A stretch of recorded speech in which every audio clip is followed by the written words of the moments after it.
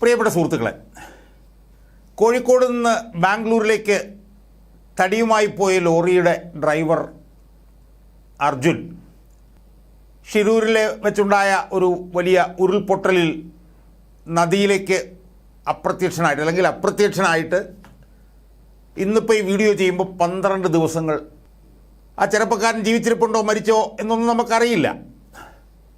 ഏതായാലും ഇത്രയും ദിവസം കഴിഞ്ഞ സ്ഥിതിക്ക് ജീവിച്ചിരിക്കാനുള്ള സാധ്യത കുറവാണ് എന്നുള്ള വിലയിരുത്തലാണ് പൊതുവിൽ ഉണ്ടായിട്ടുള്ളത്.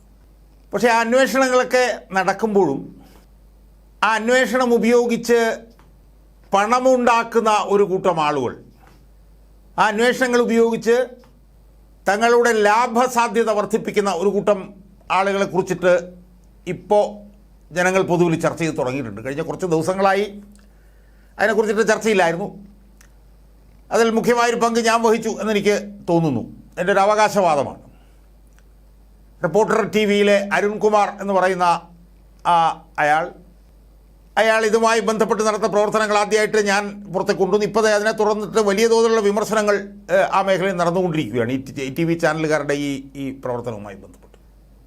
സുഹൃത്തുക്കളെ, അതുമായി ബന്ധപ്പെട്ടുകൊണ്ട് ഒരു കൃത്യമായ ഉദാഹരണം, അതായത് ഇവന്മാർ ഈ ദൃശ്യമാധ്യമങ്ങൾ ഈ ദുരന്തത്തെ ഉപയോഗപ്പെടുത്തിക്കൊണ്ട് എങ്ങനെയാണ് തങ്ങളുടെ ചാനലിൻ്റെ റീച്ച് കൂട്ടുന്നതെന്നും എങ്ങനെയാണ് തങ്ങളുടെ ചാനലിൻ്റെ റീച്ച് കൂട്ടുന്നതിനോടൊപ്പം തന്നെ യൂട്യൂബിൽ നിന്നൊക്കെ ലക്ഷക്കണക്കിന് രൂപ സമ്പാദിക്കുന്നതെന്നും ഉള്ളതിൻ്റെ കൃത്യമായ ഒരു തെളിവ്, ഒരു ഉദാഹരണം നിങ്ങളുടെ മുമ്പിൽ അവതരിപ്പിക്കാൻ വേണ്ടിയിട്ടാണ് ഞാൻ ഈ വീഡിയോയോട് ശ്രമിക്കാൻ പോകുന്നത്.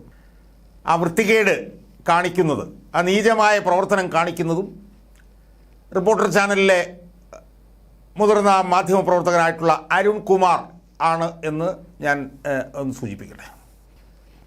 സുഹൃത്തുക്കളെ, ഞാൻ ഈ റിപ്പോർട്ടർ ചാനൽ ചെയ്തിട്ടുള്ള വീഡിയോകൾ ഞാൻ നോക്കുമ്പോൾ ഏതാണ്ട് 1-2 ദിവസം, എനിക്ക് ഒരു ദിവസമോ 2 ദിവസം മുമ്പാണെന്ന് തോന്നുന്നു, ഉണ്ടായ ഒരു സംഭവവുമായി ബന്ധപ്പെട്ടുകൊണ്ട് ഈ അരുൺകുമാർ ചെയ്ത ചില വീഡിയോകൾ എൻ്റെ ശ്രദ്ധയിൽപ്പെടുകയുണ്ടായി.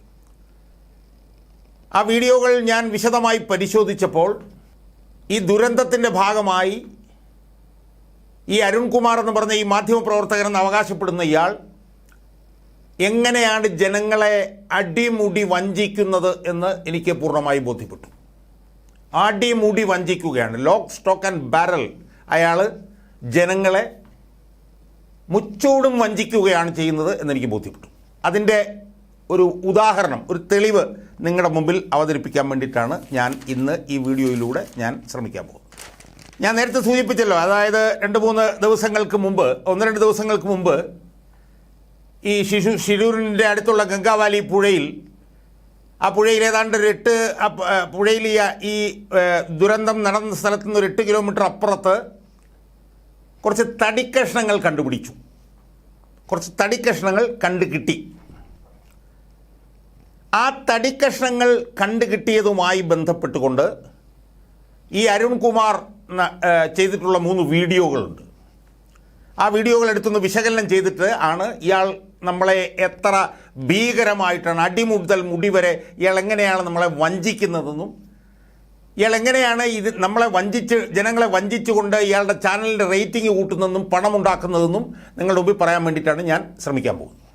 സുഹൃത്തുക്കളെ, ഈ തടി കണ്ടുപിടിച്ചതുമായി ബന്ധപ്പെട്ടുകൊണ്ട് മൊത്തത്തിൽ 4 വീഡിയോകൾ റിപ്പോർട്ടർ TV ചെയ്തിട്ടുണ്ട്. 4 വീഡിയോകൾ. അതിൽ 3 വീഡിയോ അരുൺകുമാർ ചെയ്തിട്ടുണ്ട്, 1 വീഡിയോ സുജയ പാർവതിയും ചെയ്തിട്ടുണ്ട്. അപ്പോൾ ഇത് രണ്ടും ഞാനെടുത്ത് വിശകലനം ചെയ്യുന്നുണ്ട്. ആദ്യം ഞാൻ ചെയ്യാൻ പോകുന്നത്, ഈ അരുൺകുമാർ ഈ അപകട സ്ഥലത്തിന് 8 കിലോമീറ്റർ അപ്പുറത്ത് അവിടുത്തെ ഒരു ഗ്രാമവാസിയായിട്ടുള്ള സുലൈമാൻ എന്ന് പറഞ്ഞ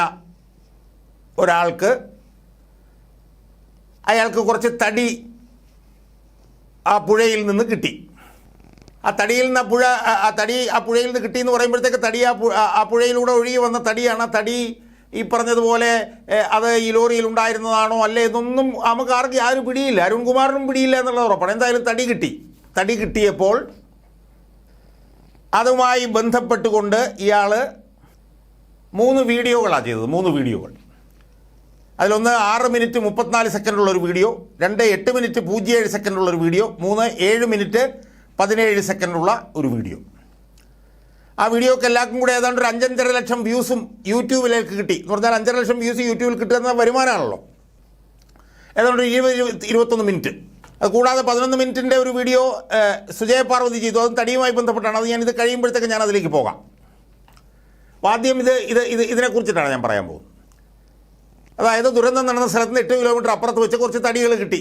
തടികൾ പുഴയിൽ കൊണ്ടൊഴിക്കുന്നു. ഇതാണ് അതിൻ്റെ ഒരു ചർച്ചാ വിഷയം. ആ തടി കിട്ടിയതുമായി ബന്ധപ്പെട്ടുകൊണ്ട് ഈ അരുൺകുമാർ ഒരു 6 മിനിറ്റ് 34 സെക്കൻഡ് ഒരു വീഡിയോ ചെയ്തിരിക്കുകയാണ്. അതിന് ഏതാണ്ട് 1.5 ലക്ഷത്തിനടുത്ത് വ്യൂസുമുണ്ട്. സുഹൃത്തുക്കളെ, അതിൽ അയാളുടെ വിശകലനത്തിൽ പറയുന്നത് എന്താണെന്നറിയാമോ നിങ്ങൾക്ക്? നമ്മൾ സത്യം പറഞ്ഞാൽ അത്ഭുതപ്പെട്ടു പോകും. നമ്മൾ ഇതുപോലെ വഞ്ചിതരാകാൻ നമുക്ക് എങ്ങനെ കഴിയുമെന്ന് നമുക്ക് അത് തോന്നും. അതിൻ്റെ വിശദാംശങ്ങൾ കേൾക്കുമ്പോൾ നിങ്ങൾക്ക് മനസ്സിലാവും. അയാൾ വന്നിട്ട് വളരെ ഗൗരവത്തിൽ നിന്നിട്ട് പറയുകയാണ്, ഈ കിട്ടിയ തടിയിൽ ഡീസലിൻ്റെ സാന്നിധ്യമുണ്ട് പോലും. അതാണ് അയാളുടെ അതാണ് വാദഗതി. അപ്പോൾ ഡീസലിൻ്റെ സാന്നിധ്യം കിട്ടിയെന്ന് പറയുമ്പോൾ ഡീസലിൻ്റെ ടാങ്ക് ലോറിയുടെ താഴെയാണ്. അപ്പോൾ ലോറി മറിഞ്ഞിട്ടുണ്ടാകാം. ലോറിയുടെ ഡീസൽ ടാങ്കിൽ നിന്ന് ചോർന്ന് ഡീസൽ പുറത്തേക്ക് വന്നിട്ടുണ്ടാവാം. അപ്പോൾ അതെങ്ങനെ സംഭവിച്ചു എന്നുള്ളതാണ് അയാളുടെ ചോദ്യം. അതായത് ലോറിയിൽ ഈ തടിയിൽ ഡീസലിൻ്റെ സാന്നിധ്യമുണ്ട്, ലോറിയുടെ താഴെയാണ് ഡീസൽ ടാങ്ക്. ആലോചിച്ച് നോക്കണം. അയാൾ പറയുകയാണ്. അപ്പോൾ സ്വാഭാവികമായും ലോറിയുടെ മുകളിലുണ്ടായിരുന്ന തടിയിലേക്ക് ഡീസൽ വന്നിട്ടുണ്ടെങ്കിൽ ഡീസൽ ടാങ്ക് പൊട്ടിയിട്ടുണ്ടാവാം. പൊട്ടിയിട്ടായിരിക്കാം പിന്നെ ഡീസൽ മുകളിലേക്ക് വന്നത്. എന്നിട്ട് അയാൾ പറയുകയാണ്, ഒരൊറ്റ ഉത്തരം മാത്രമേ ഉള്ളൂ, ഇതിനൊരൊറ്റ പോസിബിലിറ്റിയേ ഉള്ളൂ. മലയിൽ നിന്ന് ഇടിഞ്ഞു വീഴുമ്പോൾ തന്നെ ലോറി കരണം മറിഞ്ഞിട്ടുണ്ടാവാം. അങ്ങനെ ചെയ്യുമ്പോൾ ടാങ്ക് പൊട്ടിയിട്ടുണ്ടാവാം. തടി ഒഴുകിപ്പോകുമ്പോൾ ഡീസലുമായി ബന്ധപ്പെട്ടുണ്ടാവാം. ഇത് നമ്മളൊന്ന് ആലോചിച്ച് നോക്കും സുഹൃത്തുക്കളെ. എത്ര എന്ന് വെച്ചാൽ ഇങ്ങനെ നമ്മൾ വഞ്ചിക്കപ്പെടാമോ? ഇതൊക്കെ ഈ പറഞ്ഞ പോലെ ഏറ്റവും സാധാരണ നഴ്സറി പിള്ളേർക്ക് പോലും അറിയാവുന്നൊരു കാര്യമല്ലേ ഇത്. മലയിടിയുമ്പോഴത്തേക്ക് ലോറി മറിയും, ലോറി മറിയുമ്പോൾ ലോറി കരണം മറിയും, ലോറി കരണം മറിയുമ്പോഴത്തേക്ക് ലോറിയിലെ ഡീസൽ ടാങ്ക് പൊട്ടും, ഡീസൽ ടാങ്ക് പൊട്ടിക്കഴിയുമ്പോൾ ഡീസൽ പുറത്തേക്ക് വരും. സ്വാഭാവികമായി ലോറിയിലുള്ള തടിയാണെങ്കിൽ ഡീസൽ പിന്നെ വന്ന് വെള്ളത്തിന് മുകളിൽ കിടക്കും. തടി അതുവഴി ഒഴുകി പോകുമ്പോഴത്തേക്കും തടിയിൽ ഡീസലിൻ്റെ ഭാഗം. ഇതൊക്കെ ഏതാണ്ട് അയാളെന്തോ വലിയ കണ്ടുപിടുത്തം നടത്തിയതുപോലെ ഇയാൾ വന്ന് നിന്ന് നമ്മളോട് പറയുകയാണ്. ഇയാൾ എന്തൊരു മനുഷ്യനാണെന്ന്. പൈസ ഉണ്ടാക്കാൻ വേണ്ടിയിട്ട് ഇതുപോലുള്ള നീചമായിട്ടുള്ള നികൃഷ്ടമായിട്ടുള്ള പ്രവർത്തനങ്ങൾ കാണിക്കുക.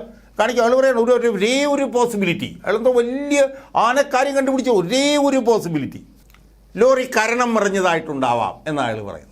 എന്നിട്ട് അദ്ദേഹം പറയുകയാണ്, അടുത്ത അദ്ദേഹത്തിനെ കണ്ടുപിടുത്തമെന്ന് പറയും, ലോറി നേരെയല്ല കിടക്കുന്നത്. ലോറി നേരെയല്ല കിടക്കുന്നതാണ് പ്രധാനപ്പെട്ട കാര്യം. ലോറി വെള്ളത്തിൽ വീണിട്ടുണ്ട്, നമ്പർ 1. നമ്പർ 2, ലോറിയിൽ ഡീസലിൻ്റെ സ്പർശമുണ്ടായിട്ടുണ്ട്. ലോറി പലതവണ കരണം മറിഞ്ഞിട്ടുണ്ട്. ലോറി ചരിഞ്ഞിട്ടുണ്ടാവാം. സിഗ്നൽ പറയുന്നത് ലോറി ചരിഞ്ഞിട്ടുണ്ടാകാമെന്നാണ്. വെച്ചാൽ ഇതാണ് അയാളുടെ ആ ഒരു 6 മിനിറ്റ് ഉള്ള അയാളുടെ ഒരു വീഡിയോയിൽ ഇതാണ് ഇയാളുടെ പരിപാടി. ഇതാണ്, മനസ്സിലായില്ലേ? ഇതെന്താണ് ഇതുകൊണ്ട് ഇയാൾ ഉദ്ദേശിക്കുന്നത്? ഇയാൾ ഉദ്ദേശിക്കുന്നത് പണമുണ്ടാക്കുക എന്നുള്ളത് മാത്രമാണ്. വേറെ ഒരു ഉദ്ദേശവും അയാൾക്കില്ല എന്നുള്ളതാണ്. അതാണ് അയാളുടെ ആദ്യത്തെ വീഡിയോ. രണ്ടാമത് അയാൾ ചെയ്യുന്ന വീഡിയോ എന്ന് പറയുന്നത് ഈ ദുരന്തം നടന്ന സ്ഥലത്ത് നിന്ന് 8 കിലോമീറ്റർ അപ്പുറത്ത് വെച്ച് തടി കണ്ടെത്തിയ ഒരു ഗ്രാമവാസിയായിട്ടുള്ള സുലൈമാൻ എന്ന് പറയുന്ന ഒരാളുമായിട്ടുള്ള ഒരു അഭിമുഖമാണ്. അത് ഏതാണ്ട് ഒരു 8 മിനിറ്റ് നീണ്ടു നിൽക്കുന്ന ഏതാണ്ട് 1.25 ലക്ഷം ആൾ കണ്ട ഒരു അഭിമുഖമാണ്. ആ അഭിമുഖത്തിൽ ഈ അരുൺകുമാർ ചോദിക്കുന്ന ചോദ്യമുണ്ട്. യഥാർത്ഥത്തിൽ അവിടെ ഒരു തടി കണ്ടുപിടിക്കുകയാണ്. ഈ തടി ഇതിപ്പോൾ പറഞ്ഞ പോലെ ഇയാളുടെ ഈ അർജുൻ്റെ ലോറിയിൽ കൊണ്ടുവന്ന തടിയാണെന്നെ കുറിച്ച് ഒന്നും നമുക്കറിയില്ല. തടി കിട്ടുമ്പോൾ അത് വാർത്തയാക്കണമല്ലോ. കാരണം വാർത്തയാക്കി വീഡിയോ ഒക്കെ അല്ലേ പണം വരുമല്ലോ പോക്കറ്റിലേക്ക്.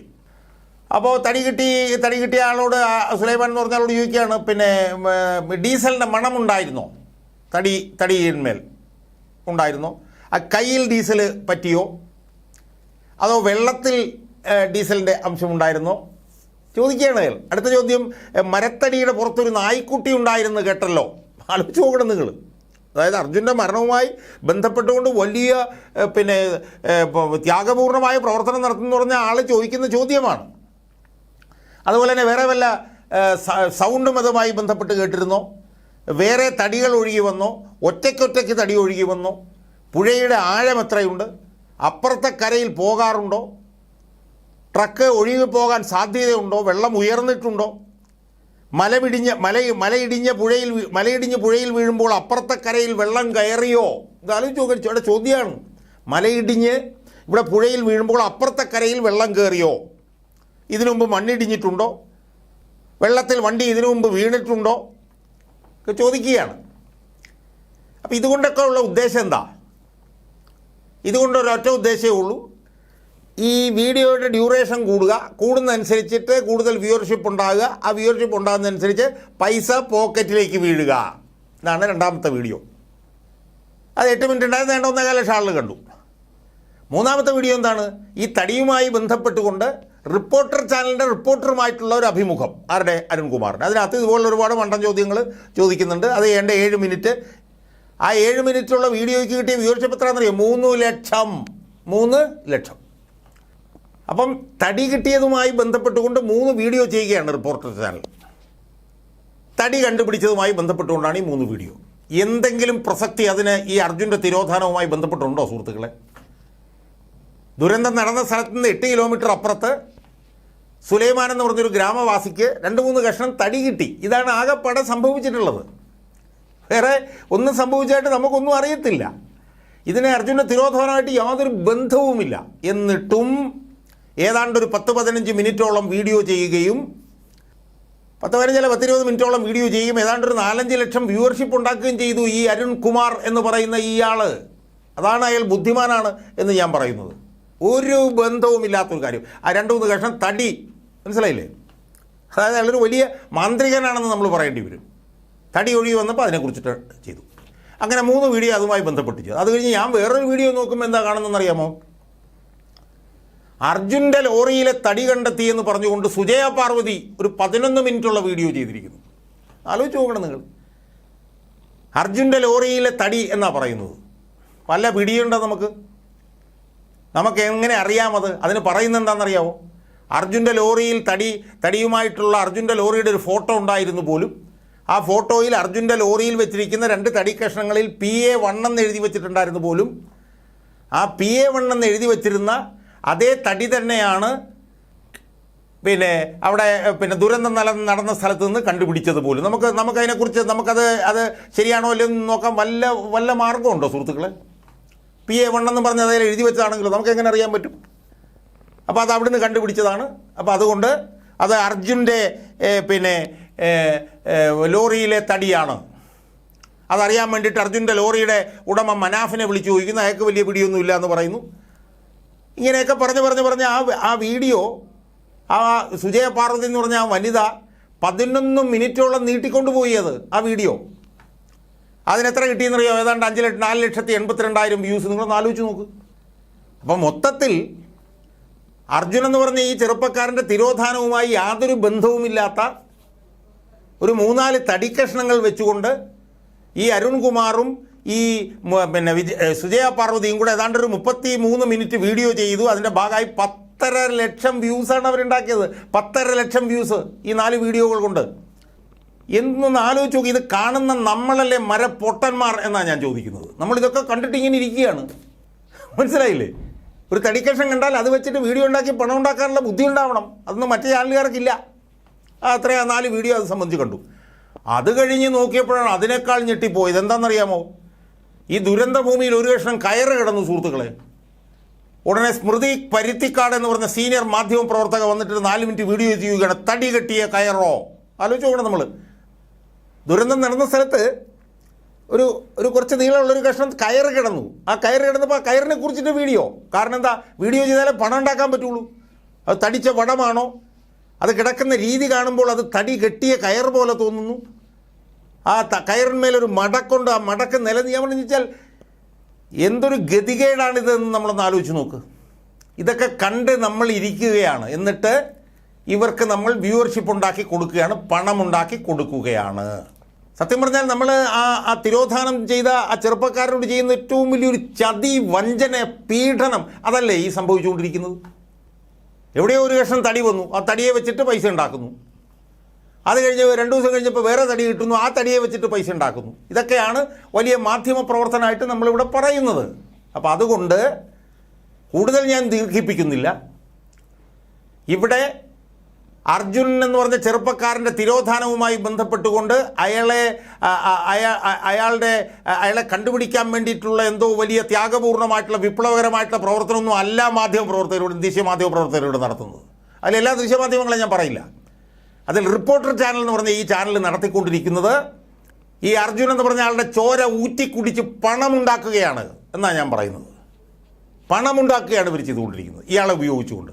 അത് ഇനിയെങ്കിലും തിരിച്ചറിയാൻ നമുക്ക് കഴിയണം.